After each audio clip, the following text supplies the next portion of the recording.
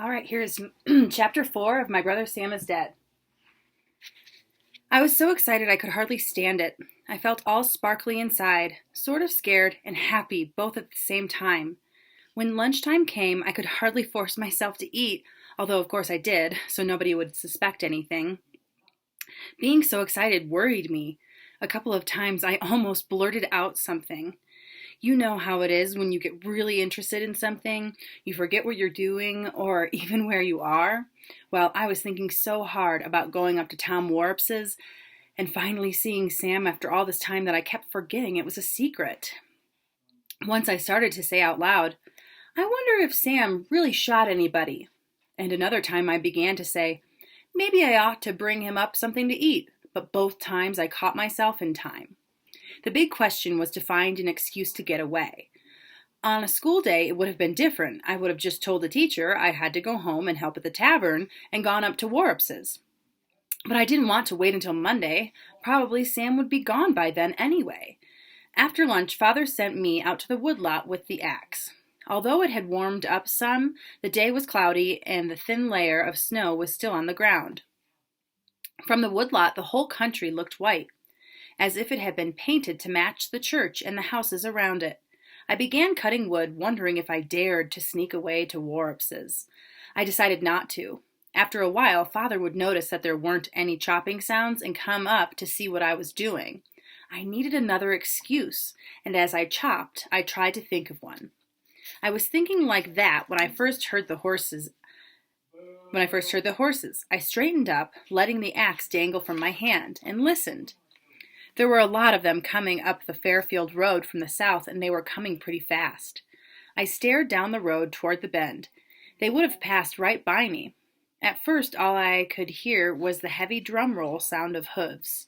Then I began to hear voices of men shouting and the jingling of harness. Then suddenly they came pouring around the bend of the road into sight. It was a party of maybe 20 people, and even at a distance I could see that some of them had on blue uniforms, which meant they were Continentals, the rebel troops. I stood back among the trees and watched them come galloping by. It was a pretty unusual thing to see a party of horsemen in Reading. They came on, and then they were swirling by, an officer wearing a sword in the lead, followed by the ordinary soldiers. Most of them had brown besses like ours slung over their backs. I guess they were mostly from the Fairfield train band. The horsemen pounded on, churning the snow on the road into mud. I kept down in the shadow of the trees, but they didn't pay any attention to me anyway. In a moment they had swept past. I darted through the trees to the road and looked after them. They pulled up at the tavern. The officer and 3 of the men dismounted, and then the rest galloped off. I was scared, but I was curious. I figured the officer had gone into the tavern to drink a mug of beer. I hadn't really seen many true soldiers, and I wondered what they were like. I wasn't sure it was safe, though. What would they do if they knew that Father was against the war? Still, I didn't want to be left out of the excitement, so I cut back through the woodlot and across the snowy fields so I could come up to the house from behind.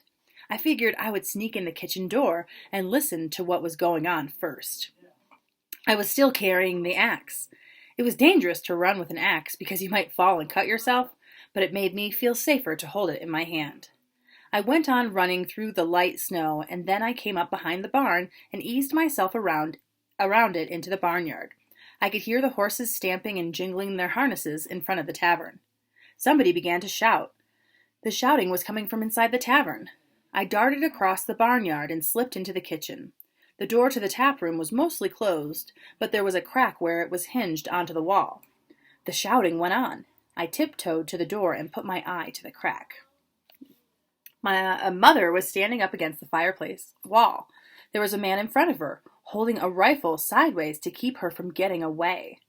2 other soldiers had hold of Father from the back, twisting his arms behind him so he couldn't move.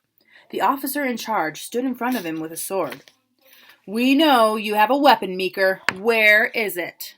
he shouted. He jabbed the sword forward as if he was going to stick it into Father, and at the same time the men holding Father gave him a jerk. I began to shake and shiver, and I thought I would run someplace to get help, but then I realized there wasn't any help. Probably the Patriots were trying to get the guns away from from all the Tories. "I don't have it anymore," Father shouted. "My loyal son Samuel stole it to go play soldier boy." The officer laughed. "Come now, I'm not going to believe that story. You're all Tories here. We want your gun." He jabbed the sword again at Father's stomach. Believe it or not, as you like," Father said. "What do you intend to do? Run me through with that sword and leave my wife and child to fend for themselves?" "I will if you don't give up your weapon." He jabbed again with the sword. "We know you have one. We know where all the Tory weapons in Reading are. Not everybody is willing to play the dog to the king." My father spit. "There are traitors everywhere," he shouted. "Watch your tongue or I'll slice it out." Oh, it scared me to hear Father yell at the rebel officer. I wanted him to just be quiet and not make a fuss, to beg even. It made me realize where Sam got his rebelliousness from, though. Father didn't like anybody to tell him what to do any more than Sam did. "Oh, Father," I whispered to myself, "please don't talk back." And I guess Father realized that he ought to be more quiet because he got a grip on himself and said calmly, "I'm telling you the truth. My son ran off to join your army and took my gun. We have no weapons here but butcher knives." The officer looked at Father, considering. Finally, he said, "I don't believe you." He raised the sword. I gasped, and the officer whipped the flat side of the blade across my father's face. My mother shrieked. Father cursed, and a thin line of blood appeared on his cheek and upper lip. I knew what I had to do. I ducked out of the kitchen, dashed across the barnyard, and began to run through the pastures toward Colonel Reed's house. There was one person who knew what had happened to Father's brown Bess, and he was up at Tom Warup's.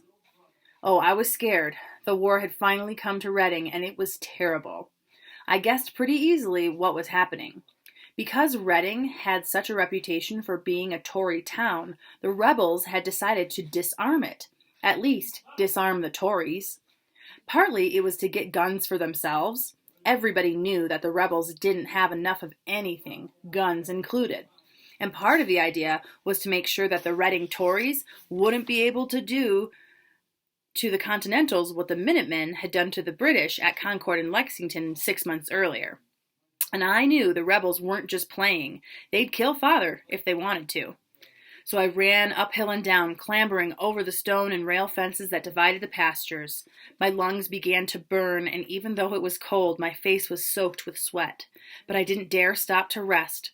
All I could see in front of me was that rebel officer pushing a sword through Father's stomach. So I ran on, my breath roaring in my mouth and my legs getting so weak and trembly that a few times I almost stumbled. Then I saw Tom Warup's shack, and I stopped running. There was a tiny trickle of smoke drifting up from the chimney, which I could hardly see against the gray sky. I slipped quietly around to the door. The blanket was hanging across it. I pushed it a little aside and peered in. The fire in the circle of stones was practically out, but there was enough light so I could see that there was nobody in the hut but Sam. He was lying on Tom Warup's frame bed on his stomach, with a deerskin rug over him. I could hear him softly breathe and see his back go up and down. I guessed he must have walked a long way to get to Reading and was tired. He was a pretty good sleeper anyway. I'd slept with him all my life, and I knew that he was hard to wake up, even if you punched him. I crept into the hut, leaving the blanket hanging over the door in case somebody should walk by, and knelt down by the bed. I was sorry to wake him up, knowing how tired he must be. I put my hand on the bed to shake it, and suddenly I realized I was touching something funny. I felt along the edge of the bed. There was something hard and long under the blanket. I put my hand under the blanket to feel it better, but already I knew it was the brown Bess. I guess Sam had got into the habit of sleeping with it so nobody would steal it. He was lying with his arm across it with the blanket over top of both. Carefully, I slid my hand down the barrel until I got to the stock, gripped it, and gave it a little pull. Sam snorted in his sleep and shook his head as if he were trying to shake a fly off his face. But he didn't wake up. I gave the gun another little pull. This time he began to talk loudly, but the words came out nonsense and I couldn't make them out. I let go of the gun and took my hand out from underneath the blanket, trying to think what to do next. Sam was pretty tired, and being a good sleeper, I figured I might be able to move his arm without waking him up. When we used to sleep together, plenty of times he'd thrown his arm or his leg over me in his sleep, and I'd have to grunt and heave to get myself untangled from him, and he'd never wake up. I decided to take a chance. I flipped the blanket back a little until his arm and the brown vest were uncovered. Then I quickly bent his arm away so it wasn't lying across the gun anymore. He snorted again, but he didn't wake up. I picked up the gun, ducked through the door of the shack, just pushing the blanket away with my head. When I got outside, I began running across the snow-covered pastures as fast as I could go, praying that I'd get back before anything happened. Ahead of me, as far as I could see, was a trail of my own footprints in the snow, drawn like a line across the fields and fences that divided them up. I was so worried and scared that I didn't even hear Sam coming until I was across Reed's pasture and climbing over a stone wall at the other side. As I slid over the wall, I first heard the heavy thump-thump of running feet. I looked back.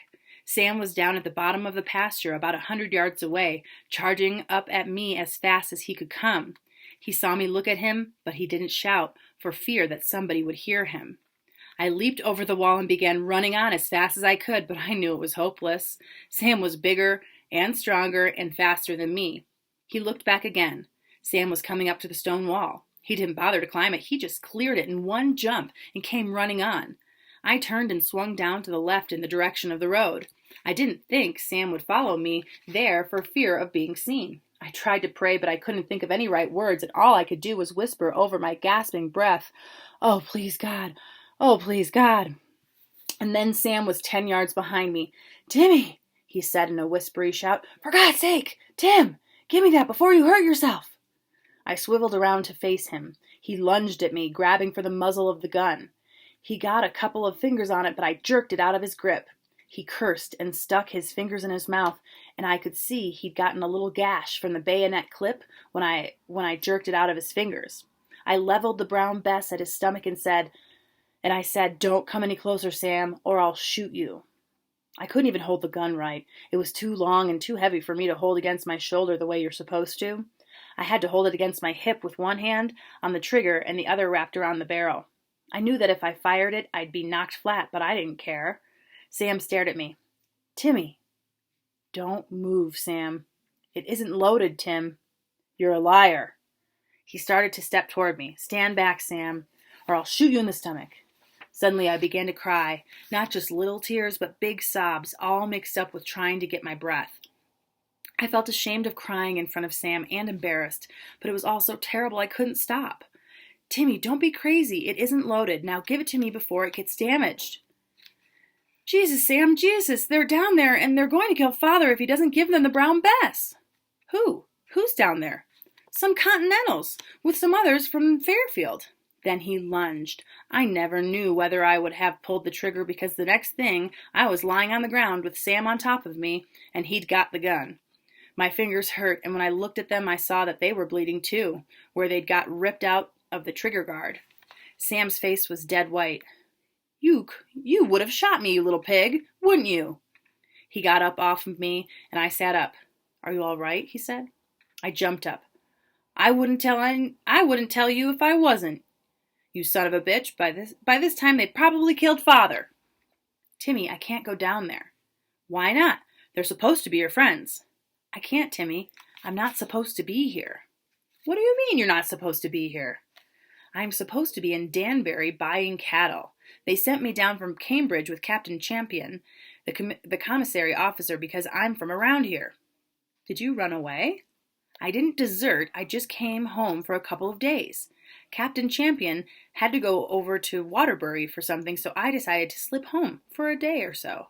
"To see Betsy Reed?" "All right, so what?" Sam said. "Won't you get in trouble?" "They won't catch me," Sam said. "People are always sneaking off home for a few days. The officers don't know where half the men are a lot of the time. If they come around looking for you, one of your friends says you sprained your ankle and you're coming along behind." "Sam, I'm scared about Father. Let's not stand here talking." He looked sort of uneasy. "He's probably all right. They've been disarming Tories in lots of places. It's orders from the Connecticut General Assembly. You don't think they're going to let the Tories keep their guns, do you?" "What'll they do to Father?" Oh, probably just push him around a little. They don't shoot people. I saw him, Sam. He was going to stick his sword into Father. You have to go down, Sam. You have to. I can't, Tim. They might hang me for a deserter if they found out. All right, then, let me take the gun home and give it to them. I can't do that, Tim.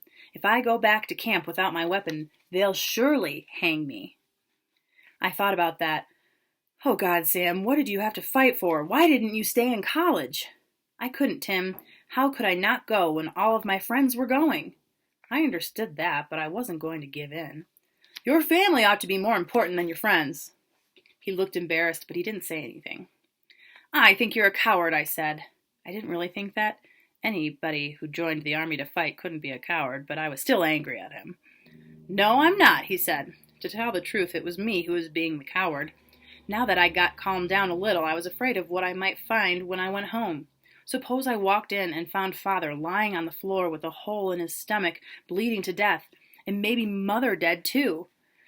All right, Sam, if you're not a coward, come home with me and see if everything's all right. He thought about it. I'll go as far as the barn with you. Swiftly, he loaded up the brown Bess with powder from the horn slung around his neck and a pouch of shot he had dangling from his belt, and rammed it home with a ramrod. It impressed me, the casual, easy way he did it. Did you ever kill anybody, Sam? He looked embarrassed again. We haven't done any fighting yet. We set off across the snowfields, uphill and down, the way I'd come. Sam set a pretty good pace. He was hard and strong and used to it from all the marching he'd done, and I had a hard time keeping up, but I was glad to go fast because I was so worried about Father. In 15 minutes we came to our road, crossed it, and circled around back of the house. We ducked into the barn and stared at the tavern. There was smoke coming out of the chimney, but that was all. No sounds, no sign of men, no horses. Nothing happening, Sam said. Come on in with me and see, I said. It's risky, Tim. There's nobody around, I said. He stared at me. We both knew it was his job to go in because he was the older brother. All right, he said, let's go. We darted across the barnyard and into the kitchen, and all of a sudden there was Father standing there, the line of blood drying on his face. He and Sam stood 5 feet apart, staring at each other. Then Sam turned and ran. Sam! Father shouted. Come back, Sam! But Sam raced across the barnyard and then began pounding over the snowy field toward the woodlot, the brown Bess under his arm. Father and I ran out into the barnyard and watched him go. Father knew he couldn't catch Sam. We watched him until he got to the stone wall at the edge of our pasture. He jumped up on it and stood there looking back at us. Then, suddenly he waved, jumped down from the wall, and disappeared into the woodlot. That's the end of the chapter.